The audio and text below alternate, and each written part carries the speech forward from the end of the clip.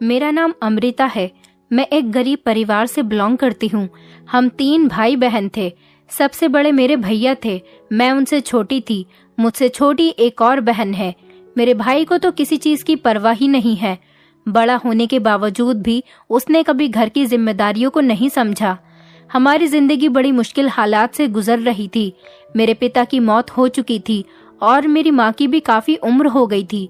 मेरा जवान भाई जो अय्याश बन चुका था, वो शराब पीता और जुआ खेलता था। उसने कभी कुछ नहीं कमाया था। जो कमाता है वो अपने ऊपर ही खर्च करता था। कभी ये नहीं सोचा कि मेरी बीमार विधवा माँ और 2 जवान बहनों का क्या होगा। मेरी माँ ने हालात से तंग आकर एक कंपनी में साफ सफाई की नौकरी कर ली थी और उसी से हमारे घर का खर्च चलता था। और इसी तरह कम उम्र में ही मेरे सर पर घर की जिम्मेदारियां आ गई थी। माँ काम पर जाया करती थी और मैं सारे घर का काम संभालती थी। माँ की कमाई से तो घर का खर्चा चल रहा था, लेकिन भैया फिर भी हमेशा माँ से लड़ते रहते थे और उनसे पैसों की डिमांड करते रहते थे। खुद तो वो कुछ काम नहीं कर सकते थे, सिर्फ उनसे अपनी माँ बहनों पर हाथ उठाना ही आता था। माँ अपने इकलौते बेटे के इस तरह बिगड़ने पर बहुत ज्यादा अफसोस में रहती थी और इसी टेंशन में वो बीमार रहने लगी थी। एक दिन माँ की काम पर अचानक ही तबीयत खराब हो गई और वो दोपहर के टाइम पर ही घर वापस आ गई। घर वापस आई तो उनकी आंखें सूजी हुई थी, जैसे वो बहुत रोई हो। मैं जल्दी से आगे बढ़ी और माँ से कहने लगी, माँ क्या हुआ है आपको? आपकी तबीयत तो ठीक है ना? माँ जल्दी से मुझे पकड़कर बैठ गई। माँ बहुत कमजोर लग रही थी। मैंने उनको ले जाकर उनके बिस्तर पर लिटा दिया। माँ ने कहा, मैं आज सीढ़ियों की सफाई करते टाइम पर सीढ़ियों से गिर गई थी, जिससे मेरी टांगों में चोट आई है। माँ की ऐसी हालत देखकर मैं बहुत घबरा गई थी। मैंने माँ से कहा, माँ दिखाओ मुझे, आपको कहाँ पर चोट लगी है? माँ ने अपना दर्द छुपाने की कोशिश की थी।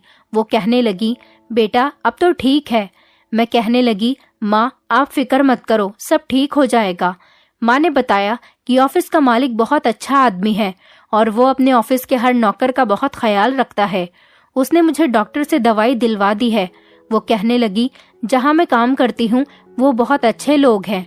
ऑफिस के मालिक ने कह दिया है कि जब तक तुम्हारी चोट ठीक नहीं हो जाती तुम्हारा इलाज भी हम ही करवाएंगे और इस महीने की सैलरी भी मुझे उन्होंने पहले से ही दे दी है, जबकि अभी तो महीना भी पूरा होने में काफी दिन है। मुझे ये बात सुनकर बहुत तसल्ली हुई थी, क्योंकि मुझे यही फिक्र रहती थी कि अगर मेरी छोटी बहन के स्कूल की फीस नहीं दी गई तो उसे स्कूल से निकाल दिया जाएगा। मैं तो कभी पढ़ लिख नहीं सकी थी, लेकिन मैं चाहती थी कि मेरी छोटी बहन पढ़ लिख कर किसी काबिल बन जाए। लेकिन ऑफिस के मालिक ने जो कहा था वो करके दिखाया था।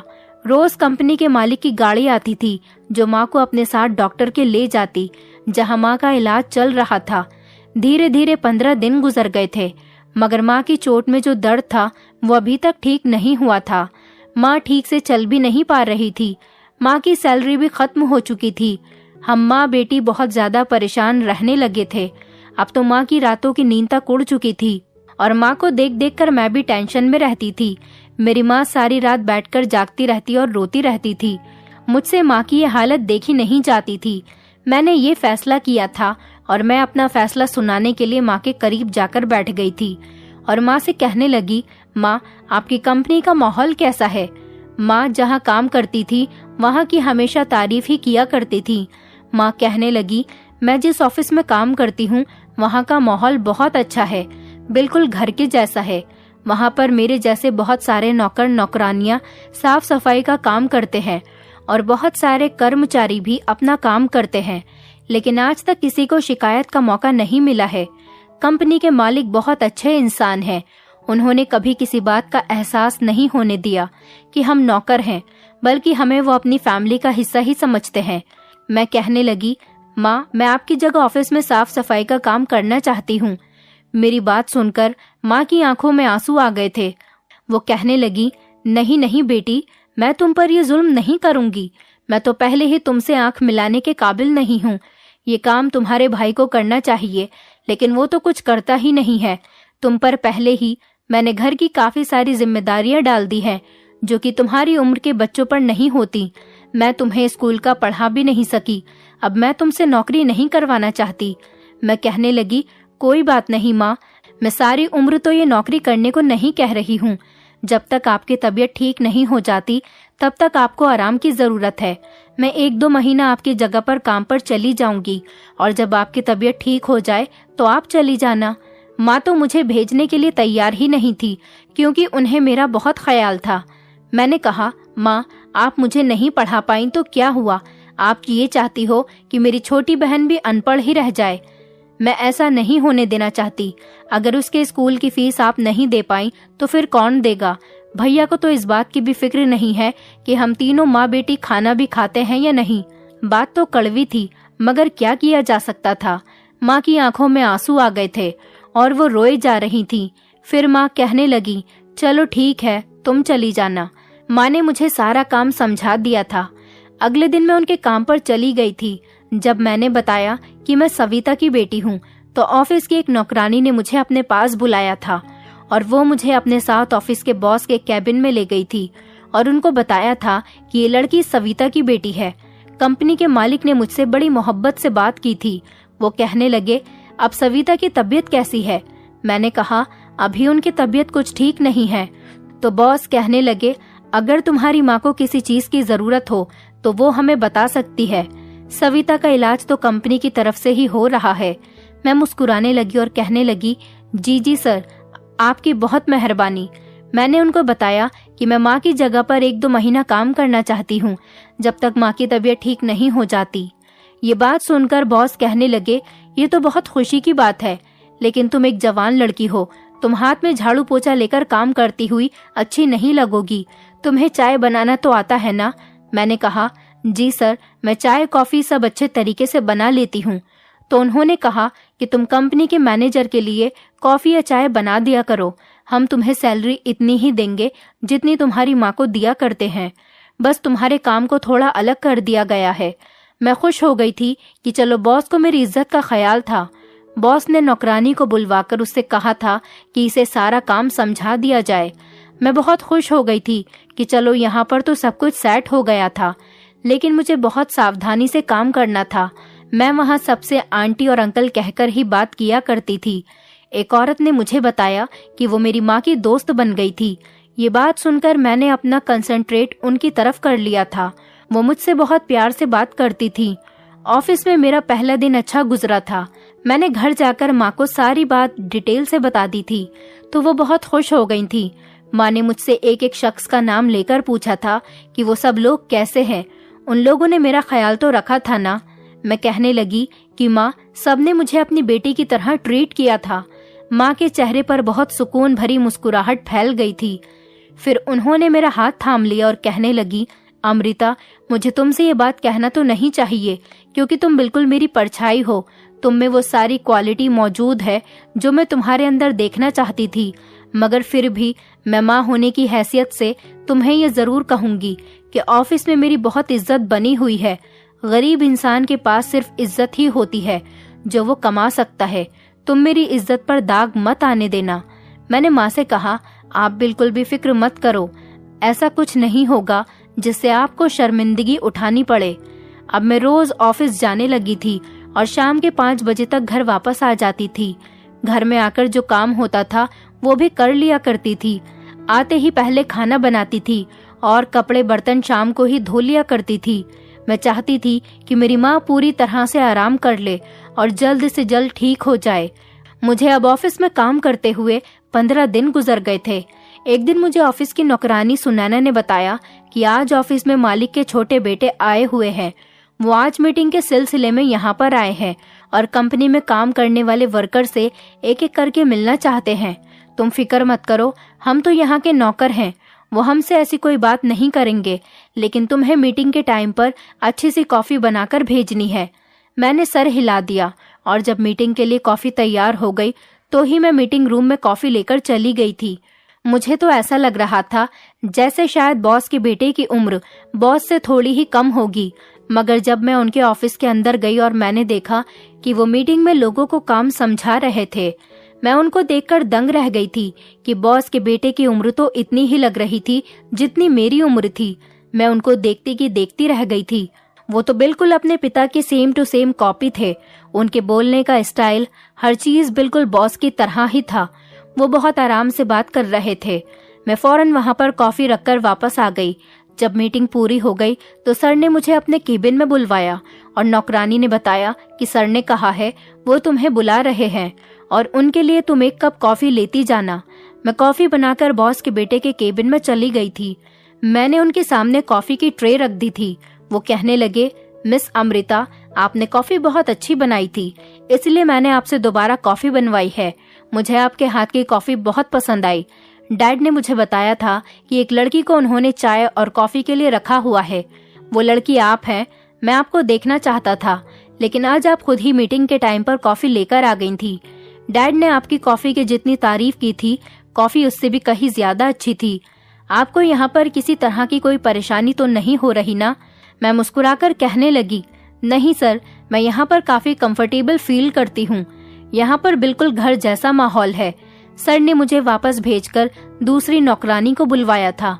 मुझे सर का बिहेवियर बहुत अच्छा लगा था। सर का नाम तुषार था। मुझे एक वर्कर ने बताया था कि सर पिछले 2 महीने से अमेरिका गए हुए थे, इसलिए ऑफिस नहीं आ रहे थे। अब वो हर रोज आया करेंगे। मेरा अब सर से रोजाना सामना होने लगा था, लेकिन धीरे धीरे वो मुझे बहुत पसंद आने लगे थे। मेरे दिल में उनको देखते ही एक अजीब सी चाहत जागने लगती थी। मैं अपनी इस हरकत पर बहुत हैरान थी। मुझे अपनी हैसियत अच्छी तरह से मालूम थी, इसलिए तो मैं सर के बारे में ऐसा कुछ सोचना भी गलत समझती थी। मगर ये जो मेरा दिल था, बार बार सर को देखने की जिद किया करता था। एक दिन मैं अपने काम में बहुत बिजी हो गई थी। काफी टाइम हो गया था और मुझे पता ही नहीं चला। जब मैं बाहर निकली तो देखा कि ऑफिस के सारे लोग जा चुके थे। बस 2-3 लोग ही बचे हुए थे। मैं बहुत घबरा गई थी। मैंने टाइम देखा तो ऑफिस की छुट्टी हुई 1.5 घंटा गुजर गया था। अब तो मुझे कोई बस भी नहीं मिली थी। मैं बहुत परेशान हो रही थी कि अब मैं क्या करूंगी। मेरी आंखों से आंसू निकलने लगे थे। अचानक ही सर के ऑफिस का दरवाजा खुला। वो मुझे ऑफिस में ऐसे परेशान खड़ा हुआ देखकर कहने लगे, क्या हुआ मिस अमृता, आप यहाँ पर क्या कर रही हो? आप अभी तक अपने घर नहीं गईं? उनकी मेहरबान आवाज सुनकर मेरी आंखों से आंसू निकलने लगे और मैं रोने लगी थी। मैंने कहा, सर, मुझे पता ही नहीं चला कि किस टाइम पर सारे लोगों की छुट्टी हो गई। अब मैंने टाइम देखा है तो परेशान हो रही हूँ कि मैं घर कैसे जाऊंगी। सर मुस्कुराने लगे और कहने लगे, तुम्हें टेंशन लेने की कोई जरूरत नहीं। मैं अपनी गाड़ी में तुम्हें तुम्हारे घर तक ड्रॉप कर देता हूँ। मैंने उनको मना भी किया था कि आप रहने दीजिए, आप बेवजह मेरी वजह से परेशान होंगे। मैं खुद देख लेती हूँ, अगर कोई बस आती है तो चली जाऊंगी। सर कहने लगे, नहीं, ऐसी कोई बात नहीं है, आप मेरे साथ चलो। कब तक आप बस का इंतजार करते करते वहां पर खड़ी रहोगी? मैं मजबूर हो गई थी। मुझे सर के साथ जाना पड़ा था। मैंने उन्हें अपने घर का एड्रेस बताया तो वो मुस्कुराने लगे और कहने लगे, मिस अमृता, ऑफिस टाइमिंग खत्म हो चुकी है। अब तो आप मुझे सर सर कहना बंद करो। मेरा नाम तुषार है, मुझे आप मेरे नाम से बुला सकती हो। मैंने मना कर दिया और कहने लगी, नहीं, आप मेरे सर हैं तो मैं आपको सर ही कहूंगी। वो कहने लगे, चलो आपकी मर्जी। फिर रास्ते में वो बार बार मुझे कुछ न कुछ खाने की जिद करते रहे। बताओ, कुछ खाना है? ये खा लो, वो खा लो। मैं हर बार इनकार कर दिया करती थी क्योंकि मेरा कुछ भी खाने का मन नहीं कर रहा था। सर ने मुझे मेरे घर के सामने ड्रॉप कर दिया और वो चले गए थे। मैं सीधा अपने घर में दाखिल हुई तो ये देखकर दंग रह गई कि आज घर पर मेरे भैया मौजूद थे। जैसे ही उनकी नजर मुझ पर पड़ी तो उन्होंने मेरे बाल पकड़ लिए और कहने लगे, किसके साथ आई है तू? ये लड़का कौन था जो तुझे यहाँ पर छोड़कर गया है? मैं तो बुरी तरह से डर गई थी। मुझे क्या पता था कि भैया ने मुझे सर के साथ गाड़ी से निकलते हुए देख लिया था। मैं कहने लगी, भैया, आज ऑफिस में ज्यादा काम था, इसलिए मुझे टाइम का पता ही नहीं चला। मेरी बस मिस हो गई थी तो सर मुझे अपनी गाड़ी से यहाँ पर छोड़कर गए थे। भैया ने ये बात सुनी तो उन्हें और भी ज्यादा गुस्सा आ गया था। उन्होंने मेरे मुंह पर थप्पड़ मार दिया और कहने लगे, झूठ बोल रही है मुझसे। मुझे पता है तेरा इस लड़के के साथ कुछ चक्कर चल रहा है। वहाँ नौकरी करने जाती है तो सिर्फ नौकरी कर। अगर हमारी इज्जत को उछालने की कोशिश की तो मैं तेरी जान ले लूंगा। भैया ने मेरे गाल पर इतनी जोर से थप्पड़ मारा था कि मैं अपने होश में ही नहीं थी। माँ और मेरी छोटी बहन भागकर मेरे पास आई और मुझे बचाने के लिए मेरे करीब आई तो भैया ने मुझे और भी ज्यादा बुरी तरह से मारा। वो जानवरों की तरह मुझे पीट रहे थे। मैं चीखने लगी और भैया से कहने लगी, भैया आपको बस अपनी इज्जत का खतरा है, मुझे बताओ दुनिया में आपकी क्या इज्जत है? आपकी हैसियत तो एक शराबी और जुआरी की है। आपको आज इज्जत का ख्याल कहाँ से आ गया? काश आपको पता होता कि हमारी माँ ने हमें किन हालात में पाला है। मैं रोती जा रही थी और बोलती चली जा रही थी। भैया कहने लगे, अमृता तुम किसी भूल में मत रहना, तुम्हारी शादी मैं करूंगा क्योंकि मैं तुम्हारा बड़ा भाई हूँ और अपनी मर्जी के मुताबिक करूंगा। मैं अब समझ गई थी कि भैया अचानक घर कैसे आ गए थे। मैं कुछ भी कहे बिना ही अपने कमरे में चली गई थी। सामने शीशे में अपना चेहरा देखा तो पता चला कि भैया के हाथ मेरे चेहरे पर निशान छोड़ गए थे। मेरे चेहरे पर निशान पड़ गए थे और मैं बुरी तरह से रो रही थी। मेरी माँ और बहन ने मेरी हिम्मत बांधी थी। मुझे यही फिक्र थी कि मैं सुबह किस तरह से ऑफिस जाऊंगी। खैर जब मैं सुबह ऑफिस गई तो वहाँ के सारे लोगों ने मुझे रोककर पूछने की कोशिश की थी कि तुम्हारे चेहरे की यह हालत किसने की है, लेकिन मैंने किसी को भी कोई जवाब नहीं दिया था या फिर झूठ बोल दिया था। किसी से कहा कि गिर गई थी, किसी से कहा कि मेरे चेहरे पर एलर्जी हो गई है। जब मुझे सर ने अपने केबिन में कॉफी लेकर बुलाया तो उन्होंने भी मेरा चेहरा देखते ही यही सवाल किया, अमृता क्या हुआ है आपके चेहरे को? लेकिन मैं ना जाने उनसे झूठ क्यों नहीं बोल पाई थी और उनसे कह दिया था कि मेरे भैया ने मुझे मारा है। सर का चेहरा गुस्से से लाल हो गया था। वो कहने लगे, तुम्हारे भैया ने सारी जिंदगी तुम्हारी माँ का सहारा तक बनकर नहीं दिखाया और अगर तुम अपनी माँ का सहारा बन रही हो तो वो तुम पर भी हाथ उठाता है। ये उसकी बहुत गलत बात है। अमृता आपने कभी अपने भाई के खिलाफ पुलिस में कंप्लेंट क्यों नहीं की? मैंने इनकार करते हुए सिर हिला दिया और फिर सर ने मुझे अपना मोबाइल नंबर दे दिया। कहने लगे, ये मेरा नंबर है, अगर आज के बाद तुम्हारा भाई कभी तुम्हारे साथ ऐसी हरकत दोबारा करे तो तुम मुझे फोन कर देना। मैंने सर का नंबर अपने पास रख लिया और उठकर बाहर चली गई थी। मेरा सारा दिन परेशानी में गुजर गया था। मुझे ऐसा लग रहा था जैसे मेरे साथ कुछ गलत होने जा रहा था। मुझे अंदर ही अंदर डर लग रहा था। कुछ भी समझ नहीं आ रहा था कि मैं किस बात की वजह से परेशान हूँ। शाम के 5 बजते ही मैं सबसे पहले ऑफिस से निकल गई थी। घर पहुंची तो घर पर हंगामा हो रहा था। शायद उस हंगामे के लिए मेरा ही इंतजार किया जा रहा था। हमारे घर में कुछ अनजान लड़के बैठे हुए थे। मैंने जैसे ही घर में कदम रखा, मेरी बहन आकर मेरे गले लग गई और बुरी तरह से रोने लगी। कहने लगी, दीदी मैं आपको ऐसी हालत में नहीं देख सकती। मैंने कहा, क्यों, क्या हुआ है मुझे? तब माँ भी मेरे करीब आई और उन्होंने मुझे बताया कि तुम्हारे भाई ने जुए में अपने दोस्त से तुम्हें हार दिया है। वो लड़का तुमसे शादी करना चाहता है क्योंकि तुम्हारे भाई ने तुम्हें दांव पर लगा दिया था। ये बात सुनकर तो मेरे पैरों तले से जमीन निकल गई थी। मैं भैया के सामने जाकर खड़ी हो गई और कहने लगी, भैया ये क्या तमाशा लगा रखा है? भैया जल्दी से उठकर मेरे पास आए और कहने लगे, देख बहन, मैं तेरी शादी करना चाहता हूँ। मैं चिल्लाकर कहने लगी, वैसे तो आपको कभी हमारे अच्छे बुरे की फिक्र नहीं हुई, आखिर आपको मेरी शादी की बड़ी फिक्र हो रही है। अगर हमारी माँ हमें पाल पोस कर बड़ा कर सकती है तो वो हमारी शादी भी कर सकती है। आप अपनी हमदर्दी अपने पास ही रखो। मुझे नहीं करनी आपके आवारा दोस्त के साथ शादी, जाओ यहाँ से। भैया के माथे पर तो गुस्से भरे बल पड़ गए थे। वो कहने लगे, बहुत जुबान चलने लगी है तेरी। मुझे पता है कि तेरी अभी शादी नहीं की गई तो तू कोई ना कोई गुल जरूर खिलाएगी। भैया ने मेरा हाथ अपने दोस्त के हाथ में पकड़ा दिया और कहने लगे, ले जा इसको और इससे शादी कर ले। मैं भैया के दोस्त के हाथ से अपना हाथ छुड़ाने की कोशिश कर रही थी और डटकर कह रही थी कि मुझे इससे शादी नहीं करनी। जब तक मेरी मर्जी नहीं होगी, मेरी मर्जी के खिलाफ कोई मुझे हाथ तक नहीं लगा सकता। वो लड़का कहीं से कहीं तक नहीं मान रहा था तो मैंने भैया के दोस्त के मुंह पर थप्पड़ भी मार दिया और उसका हाथ छुड़ाकर मैं सीधी अपने कमरे में भाग गई थी और कमरे को अंदर से बंद कर लिया था। अब मेरे पास 2 ही रास्ते बचे थे। एक तो ये कि मैं शादी करके अपनी जिंदगी बर्बाद कर लेती, दूसरा रास्ता ये था कि अपनी जिंदगी बर्बाद करने वाले को मजा चखा देती। मैंने जल्दी से अपना मोबाइल निकाला और कांपते हुए हाथों से मोबाइल पर सर का नंबर डायल करने लगी। सर को जैसे ही कॉल लगाई, सर ने जल्दी ही मेरी कॉल रिसीव कर ली थी। वो कहने लगे, हेलो कौन?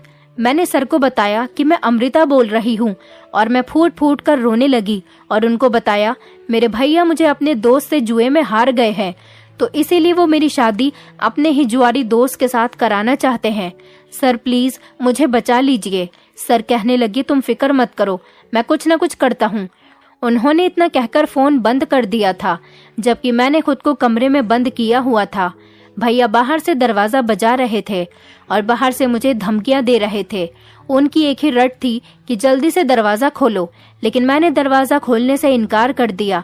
तो भैया कहने लगे ठीक है, तुम नहीं तो छोटी ही सही, मैं अपने दोस्त के हवाले छोटी को ही कर देता हूँ। ये बात सुनकर ही मेरे सर पर आसमान टूट पड़ा था। मैंने जल्दी से दरवाजा खोला और बाहर आ गई। मैं कहने लगी भैया आपको लालच ने किस तरह से पागल बनाया हुआ है। आपको शर्म नहीं आती कि आप अपनी दोनों बहनों को नीलाम करना चाहते हो। इतनी ही देर में हमारे घर के दरवाजे पर दस्तक होने लगी थी। भैया के लाख मना करने के बावजूद भी मेरी छोटी बहन ने दरवाजा खोल दिया था। आगे सर थे और उनके पीछे पुलिस थी। पुलिस ने भैया के सारे दोस्तों को अरेस्ट कर लिया था, क्योंकि वो एक नंबर के बिगड़े हुए लड़के थे। मेरी माँ जल्दी से सर के पास आ गई और उनके पैरों में बैठ गई। कहने लगी आपका बहुत शुक्रिया, आपने मेरी बेटियों की जिंदगी बचा ली। सर मुस्कुराकर कहने लगे सविता आंटी, आपको तो ये काम बहुत पहले ही कर लेना चाहिए था। आपका बेटा कभी सुधरने वाला नहीं था। सर थोड़ी देर तक हमारे घर पर बैठे रहे थे। मैं उनके लिए चाय बनाकर लेकर आ गई थी और चाय पीने के बाद वो हमारे घर से चले गए थे। सर को अपने घर पर देखकर मुझे बहुत अजीब लग रहा था। मेरा दिल धड़क रहा था। दिल चाह रहा था कि उन्हें हमेशा के लिए अपने पास रोक लूं, मगर ये एक दीवानी के सपने से बढ़कर कुछ भी नहीं था। अगले दिन जब मैं ऑफिस गई तो सर ने मुझे अपने केबिन में बुला लिया था। वो मुझसे पूछ रहे थे कि अब तो आपके घर वालों को कोई परेशानी नहीं है। मैंने कहा नहीं सर, अब कोई परेशानी नहीं है। तो सर कहने लगे ठीक है मिस अमृता, आज आप ऑफिस में ही रुक जाइएगा। आज मेरी एक इम्पोर्टेंट मीटिंग है, उसमें आपको सबके लिए कॉफी बनानी है। मैंने कहा ठीक है सर, मैं रुक जाऊंगी, और ये कहकर मैं बाहर आ गई थी। शाम के टाइम पर सारे लोग अपने अपने घर को वापस जाने लगे थे। मैं ऑफिस में ही बैठी रह गई थी, यहाँ तक कि सारी बिल्डिंग खाली हो गई थी। अब मेरा दिल घबराने लगा था। दिल में अजीब अजीब से ख्याल आने लगे थे कि कहीं मेरे साथ कुछ गलत तो नहीं होने वाला था। लेकिन मैं सर पर भी तो शक नहीं कर सकती थी, वो तो एक बहुत अच्छे इंसान थे। इसी तरह से जब 1 घंटा गुजर गया तो सर ने मुझे अपने केबिन में बुलाया और कहने लगे अच्छा हुआ मिस अमृता, आप घर नहीं गईं। मुझे आपसे एक बहुत जरूरी काम था, जरा आप मेरे साथ मेरे केबिन में चलें। मैं बहुत घबरा रही थी। जल्दी से कहने लगी सर, पूरे ऑफिस में कोई भी नहीं है, मुझे अब अपने घर चले जाना चाहिए। सर कहने लगे ठीक है, आप चली जाना, मगर एक बार मेरी बात तो सुन लो। मैं बहुत टेंशन में आ गई थी। मैं सर के केबिन में आ गई, लेकिन यहाँ पर तो नहीं लग रहा था कि कोई मीटिंग रखी गई है। जैसे ही सर ने दरवाजा खोला, मैं दंग रह गई थी कि सर का केबिन फूलों से डेकोरेट किया हुआ था। ये सब देखकर मेरी आंखों में आंसू आने लगे थे। तब सर ने अपने हाथ में एक गुलाब का फूल लिया हुआ था और घुटने टेक कर मुझे गुलाब का फूल देते हुए कहने लगे अमृता, क्या आप मुझसे शादी करोगी? ये सब देखकर तो मेरी खुशी के ठिकाने ही नहीं थे। सर मुझे प्रपोज कर रहे थे। मैंने कभी ऐसा सोचा भी नहीं था, लेकिन फिर मैंने सर से कहा सर, आप कहाँ और मैं कहाँ, ऐसा कैसे पॉसिबल हो सकता है? मेरी बात सुनकर सर के चेहरे के एक्सप्रेशन बदल गए थे। वो कहने लगे सब कुछ पॉसिबल हो सकता है, और आज के बाद आप मेरे सामने ये बात बिल्कुल मत करना। तुम नहीं जानती तुम मेरे लिए कितनी स्पेशल हो। जब से मैंने तुम्हें देखा है, पहली नजर में देखते ही मुझे तुमसे प्यार हो गया था। ये सारी बातें सुनकर तो मैं हैरान रह गई थी और सोच रही थी तो क्या हम दोनों के दिल एक साथ मिल गए थे। सर मेरे जवाब का इंतजार कर रहे थे। मैंने ज्यादा तो कुछ नहीं कहा, बस इतना ही कहा सर, क्या आप मेरे घर रिश्ता भेज सकते हो? सर कहने लगे मैं ऐसा ही करने वाला हूँ, मगर पहले मुझे तुम्हारा जवाब चाहिए। मैं कहने लगी मैं भी आपसे बहुत प्यार करती हूँ। मेरी ये बात सुनकर सर बहुत खुश हो गए थे। फिर वो मुझे मेरे घर तक छोड़ने भी आ गए थे। मैं बहुत ज्यादा खुश थी। आज का दिन मेरे लिए बहुत ही स्पेशल था। मैंने घर आते ही सारी बात माँ को बता दी थी। माँ को भी इस बात पर यकीन नहीं आ रहा था और उनकी आंखों में आंसू आ गए थे। माँ कहने लगी, तुम बहुत लकी हो बेटी। अब हमें बेचैनी से उस दिन का इंतजार है जिस दिन तुषार अपने पिता को तुम्हारा